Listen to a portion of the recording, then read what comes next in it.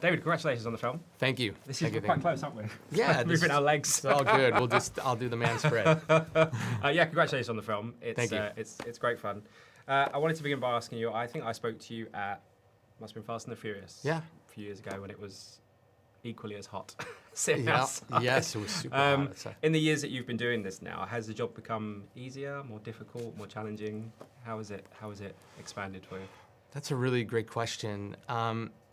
Maybe I become more at ease. I think taking on those big tent poles like Deadpool 2 and Hobbs and Shaw, where there's the expectation and there's sort of rules of a universe, but also trying to find my own voice, which I was really happy with what I did with those things because I was allowed to have enough of my own voice but still service them.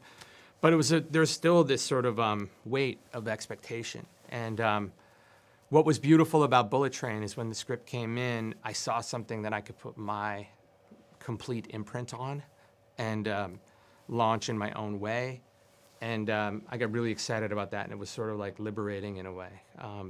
And so I think Bullet Train is really from my DNA, and it's like probably the most David Leitch movie that I've made to date. So yeah, I guess I feel I've come into my own in a sense, and I feel great. I mean, yeah. I don't feel daunted by the business or directing. I really love every day of it, as challenging as it is. Like, I feel blessed.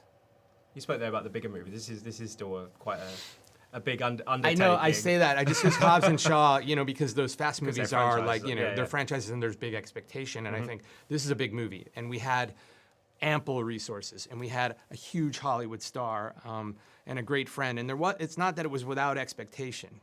I wanted to make sure I was delivering for someone who was so influential in my career, Brad. I came up with, as his stunt double, and I don't want to let him down. Like, he signed onto this project and he's been following my career and he believes in me, which was like humbling and exciting.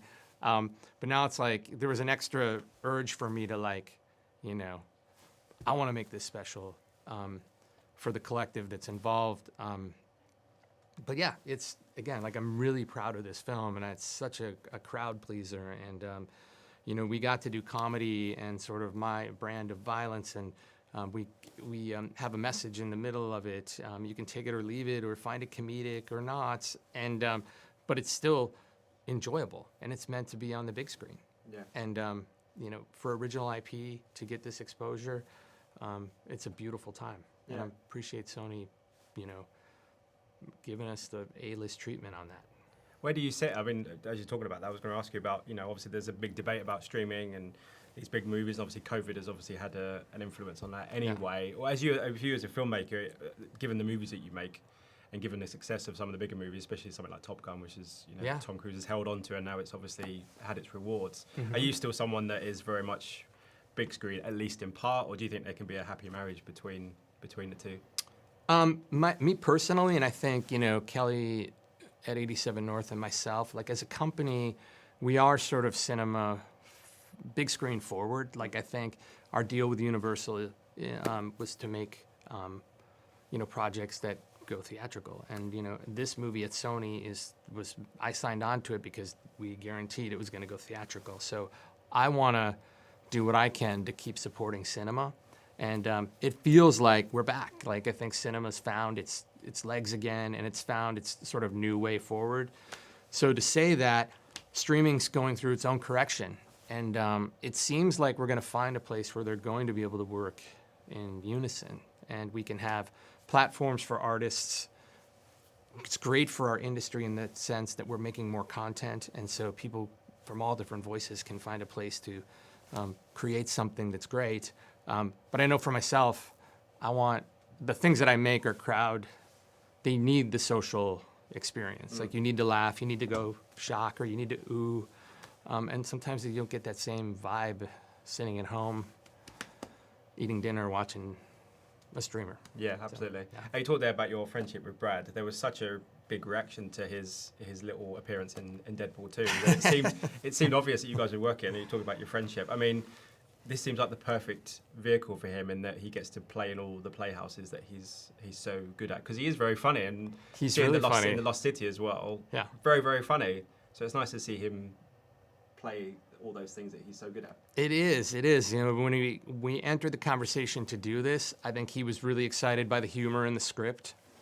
And, you know, he's like, we want to lean into that. You know, we want to mine every little laugh. He's like, you know, people need to laugh right now. And again, we were making this at the height of the pandemic before the vaccine. And we were one of the first ones to get up and running. And so it was like we'd come into this isolated, you know, soundstage, and everyone would be masked and shield up, and like, and once those masks come off for performances, they felt free. And these, him and Aaron and Brian and Joey and Andrew and I mean, Michael, everybody on the set was like just having fun and laughing, and it was infectious. And the tone of the movie even kind of went up a notch because I was letting them play, you know, this in this cathartic way. And yeah, we had a blast, and he's having fun. And it's Brad.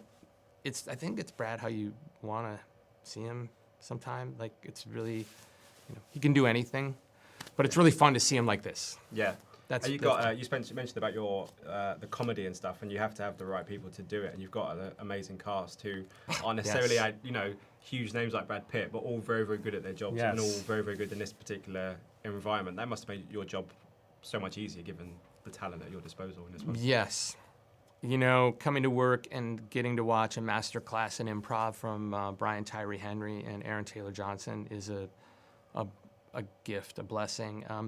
Coming in and getting, you know, great thoughts and insightful riffs on his character from Brad, great, you know, dialogue tweaks or one-liners, or you know, the whole line on Barry the therapist, like coming in with that big idea, and then every day, like, we're, you know, adding new sort of meditations from Barry in this thing. It was just, you know, having great actors and having them give you input is great for a collaborative director like me. Like, I love it. You know, I think some directors may work differently, but for me, bring it to me, and then I'll take all the credit.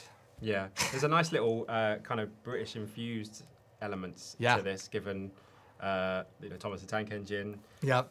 The football team we can discuss off. I didn't want to polarize people. That's really bad. You like the Bubble song, Engelbert Humperdinck? Yeah, Engelbert Humperdinck. They mentioned Wagon Wheels. It's all British thing. The only criticism I ever have is the fact that you picked the wrong football team. That's all I'm going to say. But where did those ideas come from to kind of infuse, you know, obviously the book that you started with, and then all the other elements you know, into again, it? like, that's like actors come in building their characters, and I think I was talking so West Ham came, sorry to mention their name.